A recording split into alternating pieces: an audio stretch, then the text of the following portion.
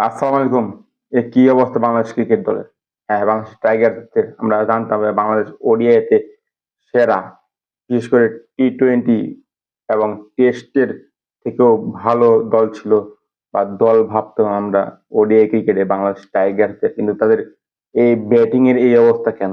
হ্যাঁ, বাংলাদেশ ১৯০ রান আফগানিস্তানের বিপক্ষে করতে পারে না বা চেজে নেমে করতে পারে না। হ্যাঁ, আফগানিস্তান ১৯০ রান দিয়েছিল বা টার্গেটে দিয়েছিল বাংলাদেশ দল, কিন্তু তা বাংলাদেশ করতে পারেনি, মাত্র ১০৯ রানে ঘুরে যায়।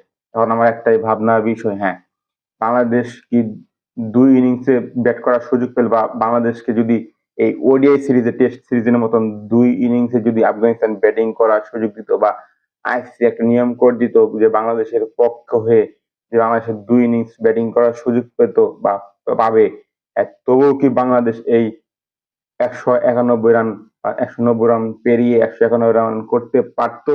আমার তো মনে হয় না।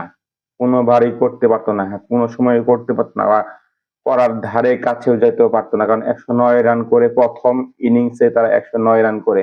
হ্যাঁ, আরো ছিল ৮১ রানের বা ৮১ রান বাকি ছিল বা ৮২ রান করতে হবে। ওই ৮২ রান বা সেকেন্ড ইনিংস যদি দিত তবে ওই ইনিংসে কি করতে পারতো? হ্যাঁ, এক রাশিদ খানের সাথে তো হেরে যেত।